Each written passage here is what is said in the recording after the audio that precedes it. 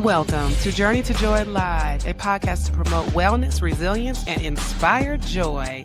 Be empowered to balance your mental, physical, financial, aspirational, and social health while providing mental health awareness and breaking down the stigma of mental illness in the Black community. I'm your host, Dr. It Joy, and I'm here to help you transform life's challenges into opportunities for joy. Let's begin the journey together.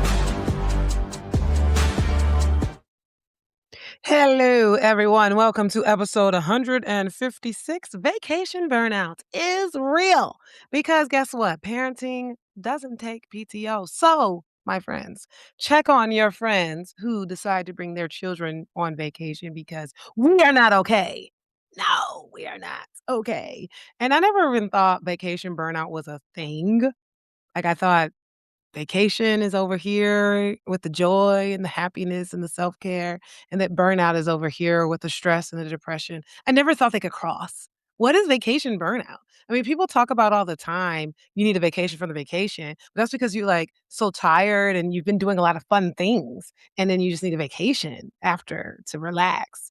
But after this vacation, I actually need a vacation from the kids.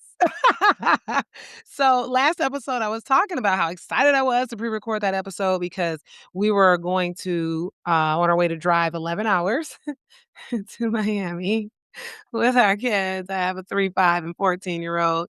It's the family reunion cruise, 4 nights and 5 days. Super excited. Yay, traveling with the kids.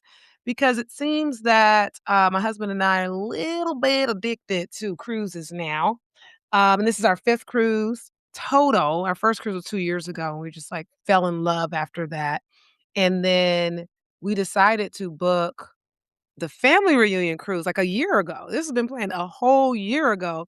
But then after booking that, we were like, "Oh, look how cheap this cruise is if only the 2 of us go Labor Day weekend." So then we booked that cruise in September, and then we're like, "Oh, this is so amazing." It was 3 nights, Utopia of the Seas. We're like, "Let's do another one and take the kids." So we took the kids in November, and you know what? I don't remember much vacation burnout, but I do remember the kids working my nerves and doing the whiny thing a lot. "I wanna go to the pool, I wanna go to that." And I remember looking like, "You were so excited about this 77 days ago." Because we counted down, it were 77 days and kept counting it down. How are you acting like this right now? This is the cruise. You were so excited. So I do recall there was looking back, there was probably some vacation burnout. So that was November. And then because of the vacation burnout and the parenting burnout, that's when my husband and I booked the next cruise without the kids, so the 9-day Greek cruise. So I am seeing a pattern here where we book a cruise just the 2 of us, then we're like, "Oh, no, let's take the kids." Then we book one with the kids, and then we're like, we need one by ourselves." So then we book another cruise. But then after the cruise, the Greek cruise, we had already had this one in June already planned. Remember, this one was planned a year ago, so then we didn't have to book one at the end of the Greek cruise, we had this one, and that was, like, only 45 days in between. So we're like, "Yay, you're gonna be happy. Let's drive 11 hours." It's always nice to save money and not buy 5 flights, right? So let's drive 11 hours. So anyhow, vacation burnout, right? What is that? That's exhaustion, it's irritability. Clearly, burnout in general is because of lack of rest. And so we kinda set ourselves up for failure driving 11 hours. Who drove first? I drove first. I drove maybe 4 or 5 hours. I think I drove, like, almost halfway, and then he drove the rest. But, like, that just set us up for failure. We had the whole day, like, a full day, because the next day was gonna be when we got on the cruise, but even then, we're like, "Let's do something fun." So we went on the Paradox Museum in Miami. So that wasn't, like, a full rest day, and then, "Oh, yeah, and Colombia's playing. Let's go watch the World Cup." So I did that at night because we have a 14-year-old. Yay, 14-year-old can watch the kids at night now. Woohoo. So we did go out. So, but that's vacation. That's vacation. Let's not sleep and let's have fun. And I have nothing against that. But when you throw the parenting in on that, like it's easy to like go have fun and be on lack of sleep, but you're having fun. But if you're going to have fun and have lack of sleep, but then there's the parenting in another zip code, and it's all-inclusive stress all of a sudden. I'm like, "I thought this was all-inclusive food. Where's this all-inclusive stress coming from?" Then it's that extra layer of, "Oh, I'm not having fun. I'm like this servant to you, making sure you as my child, as my children have all the fun." But it's just, all the things. It's the expectation that it's supposed to be fun and that it's supposed to be this perfect vacation, and then it's not. And then it's all about worrying about, well, what they should wear. And you get these cute little outfits, but they don't want to wear, "I don't wanna wear that." And then it's just like, look at the ocean. Why aren't you excited? So all of that put together. So I actually was supposed to have another topic for today, but I was just like, look, I have vacation burnout and I want to talk about it because it's real. And no, vacations aren't always perfect. My last one, perfect. Husband and I get along amazing. But it's like you put in that parenting piece.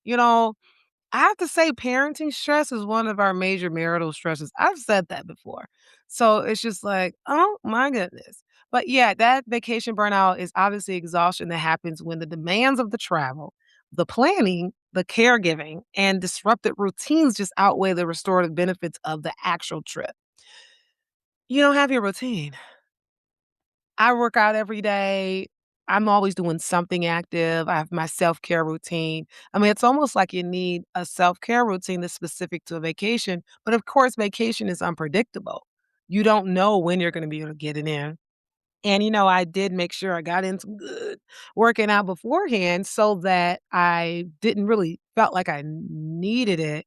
So from a workout I need to maintain my health perspective. I didn't need it from that perspective, but I still needed some type of self-care, whether that was like me time, maybe some extra sleep, or something where I was doing something for myself. But of course, when I'm taking the kids on a trip, my husband and I are taking kids, it's like everything is just squeezed out and everything's for them. And you're like this servant all of a sudden for what the kids want to do as opposed to yourself. So, you end up returning more tired than you were when you left. That's a vacation. And of course, that's a vacation when you take the kids. You're feeling emotionally drained, you're feeling irritable. And of course, there's difficulty returning back to work. But my thing is, the way I know that I have vacation burnout is that I am happy to return to work. I never been happy to return to work. Who's happy to return to work? I mean, I got homesick no, no, no, not homesick. After the last trip, I got vacation sick. I wanted to return to the vacation. This time it's like, well, I want a new vacation. We all know what FTK stands for. I'm a double boarded adult and child adolescent psychiatrist. I'm not gonna be on this podcast telling you what FTK stands for, but if you know what that means, rock on, 'cause, I think every burnout parent understands why you need an FTK vacation. So anyway, enough about that. And then, vacation burnout is also feeling guilty for not feeling grateful enough. Yeah, because 'cause you're just, like, all stressed out and expecting things to be perfect. But I think the gratefulness and the gratitude, just spoiler alert to what's to come, is that you really need to have that in order to have, this little glimmer of joy and glimmer of peace and glimmer of mental reset when you're dealing with all the things that kids have to offer, on vacation. You can be grateful for the trip and exhausted by it at the same time. And that's what I had to tell myself on this trip when the kids are just like, "Well, I don't wanna do this. I don't wanna do that."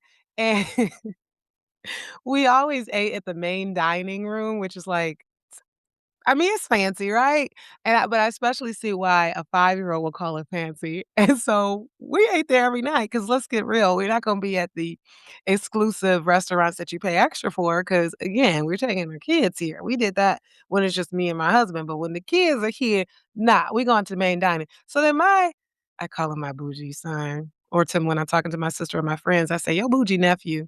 But it's kinda cute because he bougie, but he's bougie because I created that, unfortunately, but it is what it is. I mean, when when hood parents are raising cul-de-sac kids, you end up raising bougie kids.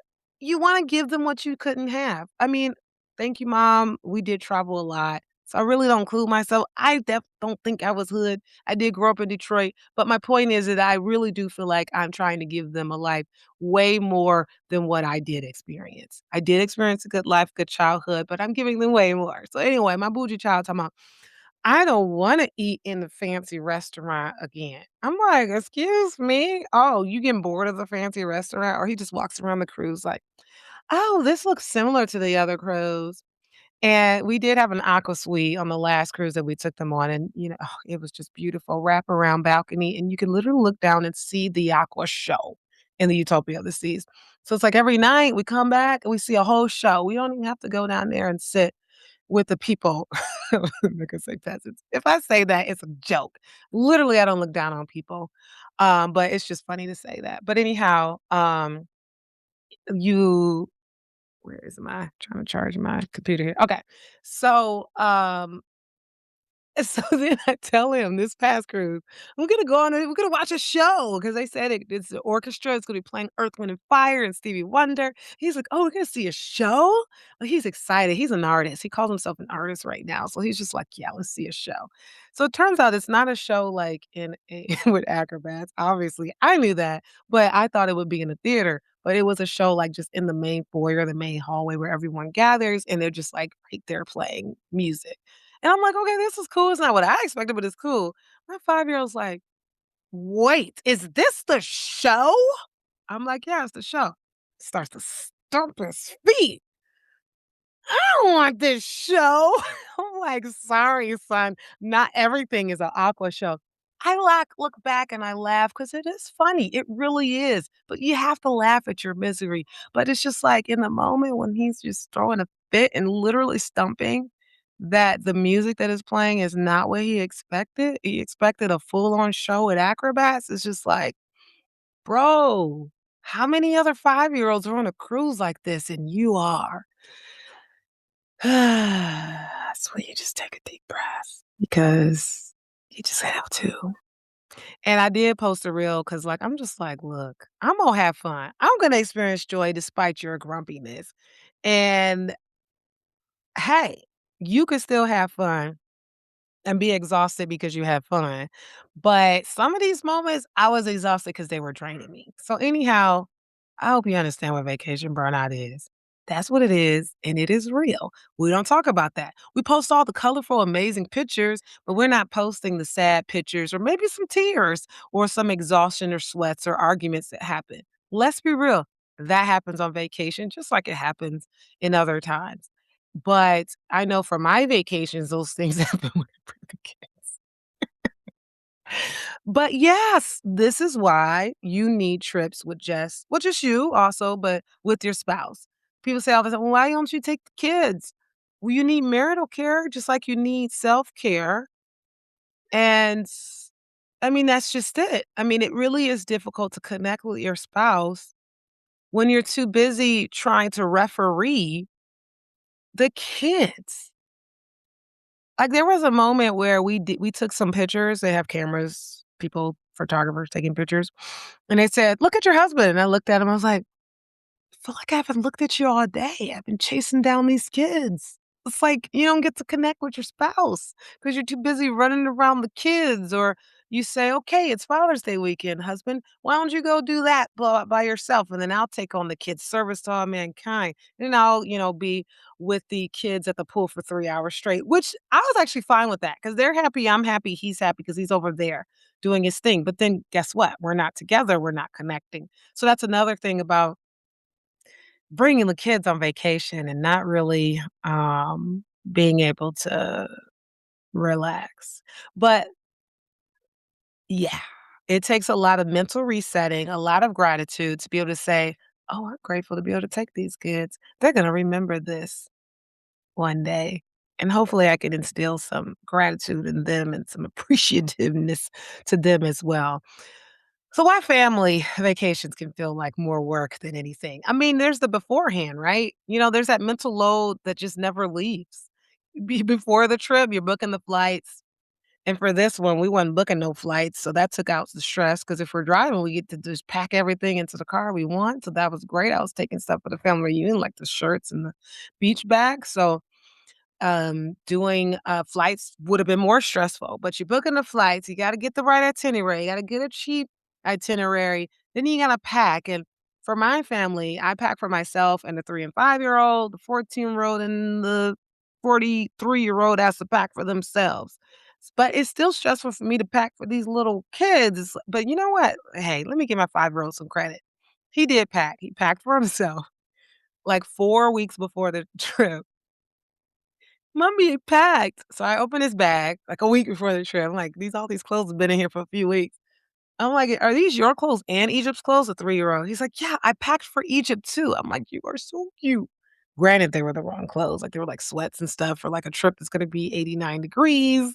But he packed for both. So obviously I took that stuff out, put in the stuff that he is gonna wear. So I'm telling his brother, I'm like, "Yeah, I packed for you." He's like, "No, Legend packed for me." I'm like, "Okay, fine.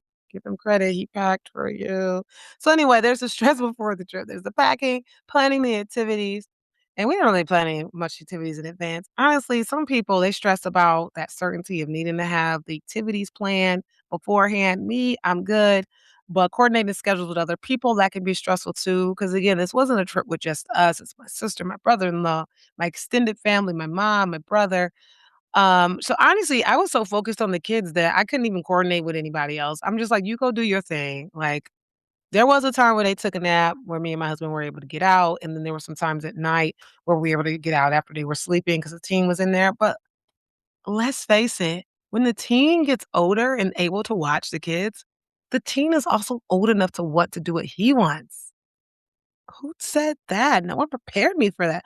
I'm like, wait, son, you actually want to go to the teen club? Because I was like, okay, we're going out tonight, your dad and I. So you can go out, but come back by 10:15. He's like, it doesn't, I'm not going to go out then. That doesn't make sense. What do you mean? Well, the teen club is open from 10 to 1. So it doesn't make sense for me to go at till 10:15. I'm like, okay, fine. So the parents went out first. We came back, I don't know, 11:30 and let him go out. But we needed to sleep anyway, because again, we were gonna drive 11 hours back home the next day. But I'm like, "This bro got a whole life. That's cool, it's cute." Coordinating schedules, even within our family. And then during the trip, you're trying to find food, find the outfits, what are we gonna wear, manage the meltdowns, keeping track of belongings, safety monitoring, bedtime routines. Is there even a routine? I am sorry, my kids did not brush their teeth at night. They brushed them in the morning, but they fall asleep in the stroller on the way. I'm not waking you up to brush your teeth. But anyway, so there's all of that. Um, during the trip. And, during the trip, you're the parent, you're the nurse, you're the referee, you're the entertainment director, you're the logistics coordinator, you're all those things for these little kids. And of course, that's going to get overwhelming. I realized I wasn't on vacation. I was just parenting with a nicer view. Yeah, not just on vacation, just parenting with a different view. At least it was a nice view. But why are we expecting not to parent when we're on vacation? I don't know. I know I'm easygoing on vacation. I guess expect them to be easygoing, but let's not forget, you as the parent are tired. They're tired too. So when they're tired too, they're more stressed, more meltdowns. Ah, okay. All right. Parenting is wonderful and it's also stressful. And it's okay for it to be both of those things. Cue the 5-year-old showing the unicorn. You are showing me this. That is so beautiful. He loves rainbows, and so he's coloring rainbows. Say hello to the audience, son. Poopy. All right, we'll take Poopy. That's fine. But anyhow, so parenting can be wonderful. I say that it's both a stressor and it's also a joy. I've always said that. Let's just be real. It's normal. It's going to be both, and that's okay. You can't expect it to not be stressful. Parenting is hazardous to mental health. I said that millions of times. Surgeon General released an article about 18 months ago. Hazardous to mental health. We know that. We know that. Research consistently shows that parenting is rewarding, but that is also associated with increased stress. Of course, sleep deprivation, emotional overload, reduced personal time. And that's the thing, why I feel like vacationing with kids is just worse than parenting at home. Or maybe I should say why parenting on vacation is worse than parenting at home. Because look at this. I get my me time. I'm talking to you right now. They're out there doing their thing. They're coloring, watching TV, got some bluey on. But it's like when you're on vacation, you can't do that. You're cooped up. We have 2 connecting rooms, so we have space. There's a room for the kids, a room for hubby and I. But 2 small cabins or staterooms on the cruise is not the same as a 6-bedroom house. Not trying to one up anybody, but I'm just saying. Loving your children and being overwhelmed by parenting are not mutually exclusive. You can be both, and that is normal. There's just pressure that many parents feel to act like every moment is magical, but it is not. Every parenting moment is not magical. But like him showing me this stuff right now, magical, literally, unicorns are magical. So it's just like, okay, this is magic. But what happens when your coping strategies disappear? I said it, and I'm gonna continue to say it. Self-care makes you a nice parent. Self-care makes me a nice parent. It keeps me a nice parent. It maintains my mental health. I love to run. I do those things. I have my me time. I do my deep breathing, my gratitude, my grounding. I have all those things, but on vacation, you lose your normal. You don't do those things in your routine. You just don't because a lot of people feel like you shouldn't be working out on vacation or eating healthy. I try to do that, but it's different. That exercise routine out the door, that sleep schedule out the door, healthy habits, oh, it didn't even come in the door. Alone time? Think again. Quiet time? What? What's that? Meditation, journaling? No. When your usual coping strategies aren't available, what do you do? What do you do? You have to have a self-care routine that you do on a day-to-day basis, but then you really have to plan ahead. When I can't do this thing, what will I do? For me, of course, like I said, I run. And I knew I wasn't gonna run as much. I brought the workout clothes in preparation. I knew I wasn't gonna run as much. Usually on vacation, you're doing a lot of walking, especially on a cruise, even if you're not intentionally, like, working out walking, you're doing a lot of walking. So I wasn't worried about, "Oh, I gotta get this routine in order to, like, better my body." It wasn't that. It was just like, I need my self-care, and that's my self-care. So I really had to find the little moments where I do the baby self-care. But yeah, the one video I posted about running up the stairs, I did run around the track 12 times, which was 2 miles. Then they closed the track. Then the gym was closed. So I was like, cool, I'm just gonna run up. And I said it was 1 to 13, but it's actually floor 1 to 14. And I did that twice. So that was really cool. That was really cool because the endorphins come. That's like medication to my soul. Medication that automatically translates to joy. So that was really awesome for me. But I got that in once. And a lot of times it's just like, do I go out and party or do I work out? So I didn't get a chance to party, but that's the point of talking about this whole vacation burnout. Went out to see a comedy show. The guy, jury's still out on whether he was funny or not. But okay. All right. We're here for some practical tips. Obviously, I like to try to leave you with some practical tips, not just talking about the definition. Now that you know what it is, you know how to name it, you have experienced it. What are 5 ways to protect your mental health on vacation? Okay. Lower your expectation for perfection. Why does it have to be a perfect vacation? Why does it have to be like this Instagram vacation? Stop chasing that. Why do you got to get this perfect Instagrammable photo? We bought the photo package, so we made sure to get those photos, but I barely took pictures. Like, I took some, but not as much as I usually take. I'm, like, not scrolling too long. Like, it's like, "What? Not that many pictures." But I was just like, "Screw it, I'm not trying to post." Lowering that expectation of perfection. Throw it out the door, it's gone, it never came in. Practice micro moments of joy, and I definitely had to do this when the kids were acting up. I mean, music was playing, I'm like, "Yeah, this is great." They had the division of the pool where there were the wasn't really necessarily adult side because there were kids over there, but it was like the party side, and there was a definite kid area where I was with my little kids because that's where the little kids go. But I could hear the Cupid shuffle. I could hear the wobble, and I was just over there by myself doing the Cupid shuffle and doing the wobble because, yeah, I have to be over here watching my littles, but I am still going to enjoy myself. So it's something as small as a sunset, just something that makes you laugh, enjoying a good meal or family photo or just moments of gratitude, moments of presence, just sitting there and being present. And that goes into using the grounding technique. So I was trying to explain when they came in the 5, 4, 3, 2, 1.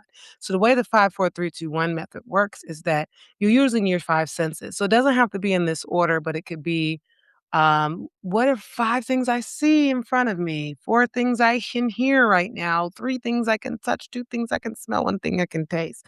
Again, doesn't have to be in that order, but it gets you out of your head because anxiety allows you to just keep on going and erasing thoughts and going down that burnout, slippery slope down into depression. So if the second your kid acts out, you start thinking about they are terrible and no, I'm a terrible parent and everything's terrible and life is terrible. So what get out your head? 5, 4, 3, 2, 1.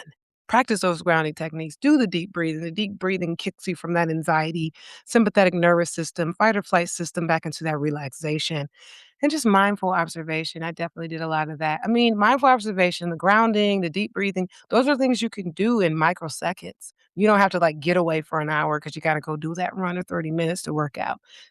These grounding techniques are very important when it comes to like the little seconds of relief, of joy that you can have when your day is just not going as well or that moment isn't as going as well. So the fourth thing is practicing gratitude without guilt. Instead of saying, "I should be enjoying every second of this," just say, "This is hard, and I'm grateful." And that was helpful for me because, no, I did not enjoy every second of that vacation, every minute, every hour of that vacation, but there definitely were a lot of moments that I did enjoy. But I was just like, "I know this is gonna pass. This is a rough vacation, but the next vacation is gonna be great, whether I take the kids or not." And the next vacation is a family vacation. We're going to Colombia because my father-in-law lives there and it's his 80th birthday. So we are taking the kids.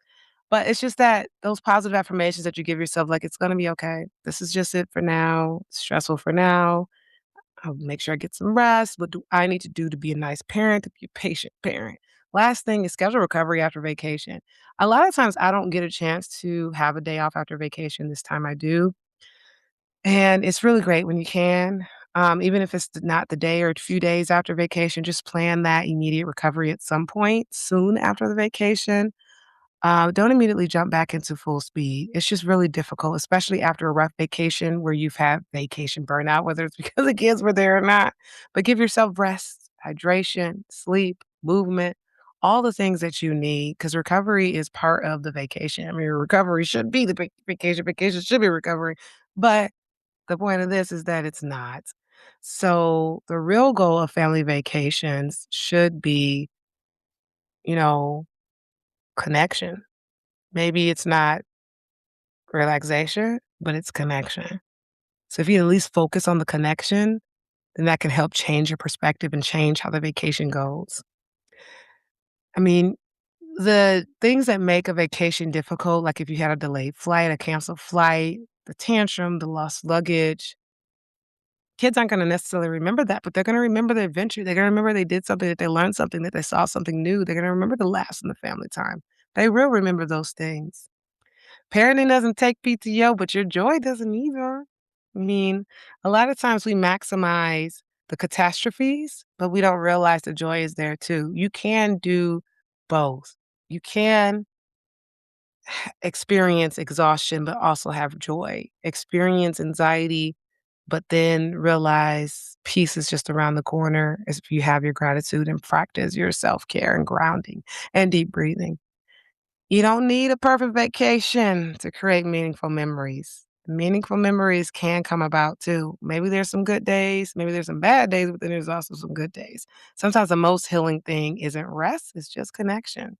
So just remember that when it comes to vacation burnout, just know that it's real, but you can get through it.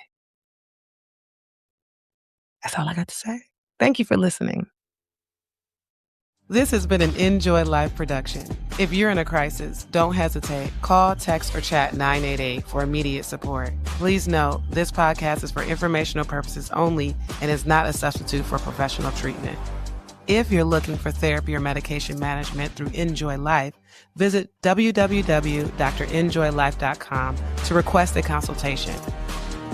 I'm licensed in 13 states. I accept Aetna in Georgia, Florida, and Virginia. Be sure to grab your copy of the Enjoy Note to help you on your wellness journey. Also, check out Inspired Joy for the wife, mom, boss to help you balance it all without losing yourself. Better yet, get the full Joy bundle for just $45. Remember, Journey to Joy Live is every Thursday at 7 p.m. Thank you for joining me, and until next time, may you continue to transform stress into joy.